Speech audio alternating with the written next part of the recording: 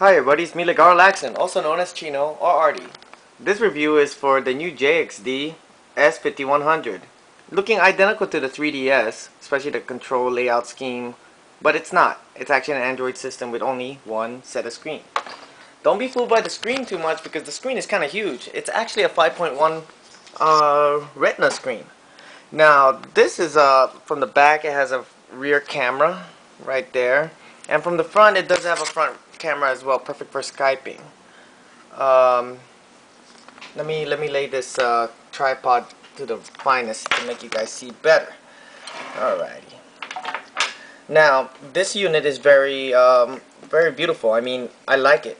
I like it a lot. It has a touchscreen, 5-point touchscreen. It's perfect for your Android gaming and your emulators. What you can see is that in the bottom it does have a microphone. It has your 5-pin USB, not the mini. It has a TF slot, micro SD input in the bottom, and headphone jack, and HDMI port in the top. The cool part about it is that it also has this part right here is called key mapping. What it does is that you're able to turn your Android gaming into touch screen, converting into, you see this? There you go. I can turn all my touch screen into button pressing instead of touching the screen. It does have gallery. What it does is you're able to look at your gallery. It has screenshots of all the games that came with it. And of course it has a MAME emulator. Let's check out the benchmarking on this. I already had benchmarked before I actually played the unit, but for MAME it runs really perfect for it too, I hope. This is a very anticipated. See?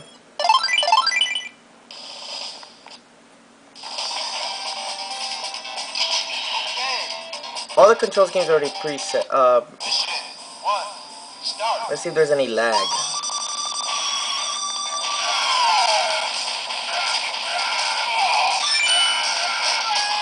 It has a analog and digital pad.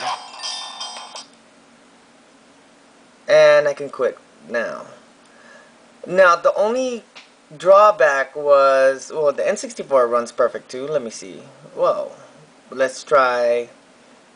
I was playing this game. This is one of my favorite games. Mario Kart. Now the only thing is it only has 4 buttons and start and select. But since this is an Android with a touchscreen, I can enable the touchscreen on top and right buttons to be pressy here. So if I have an L and R button, I can just enable it right here for me.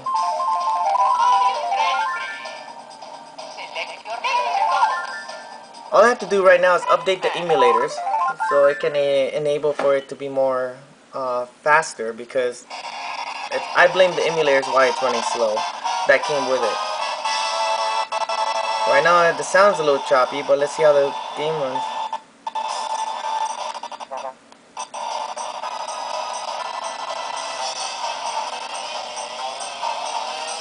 The sound is buggy, but not anymore, but it doesn't really affect the gameplay.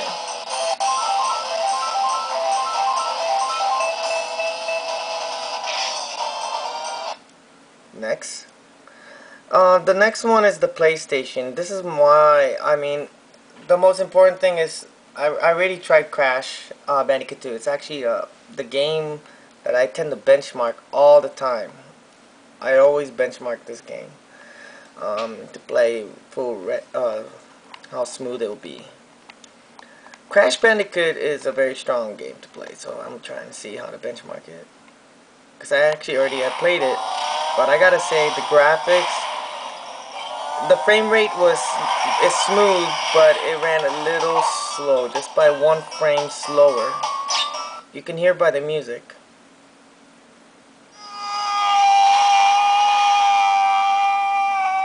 But when you're playing Android games, it runs really smooth. High definition Android gaming, like Angry Birds, etc.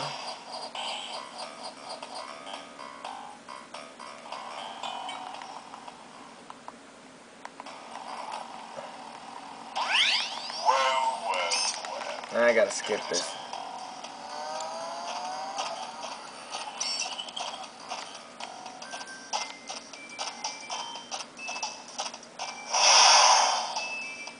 And you can hear it's a little slow. But it's still a decent unit for its price for $80. Just a little laggy. Not really laggy, but the sound doesn't even grind and doesn't make any... But it's still playable. I can adjust the frame rate and the settings. But this is how I'm supposed to benchmark it so I can show my review to you guys. Forgive that sign saying the battery is dying.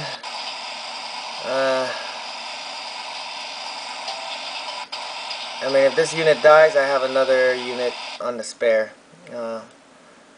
Let's see. Let's try out Game Boy Advance. Actually, these units can play Game Boy Advance really, really good. Because if this unit dies out, there's my box to it. It's nicely packaged. After this review, I'm going to be making a part 2. I'm going to make a review of the S7300. Let me go get my other one. Because I do have other... I have a spare one. There, I got a spare one. Because this unit basically died on me. Okay. Now, let me lay this out. Okay.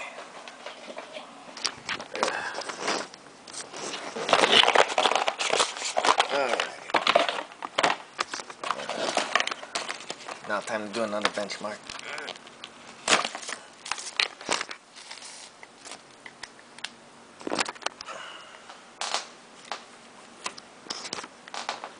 I haven't even tested the battery yet to see how it works, but so far all I know is that the battery probably lasts about 3 hours max. And then you can see how long it boots. They all boot the same speed. So, the cool part of having these two for units, having two for a reason, is because when you have two of these units, you can actually go Wi-Fi. This is actually highly recommended compared, I'd rather compare this to Pandora console. I mean, who would want to buy a computer that's the size of a credit card? So, right here, let me turn this on to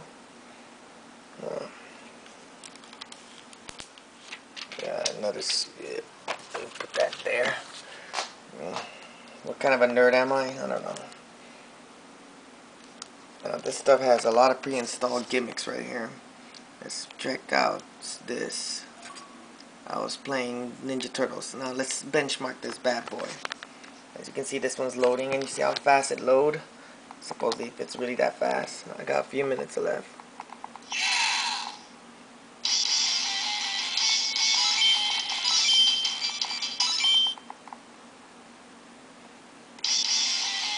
I play as Leonardo, almost identical to my real name.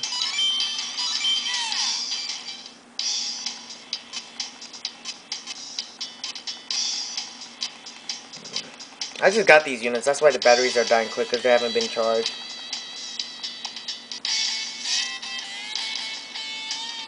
And it's running full speed.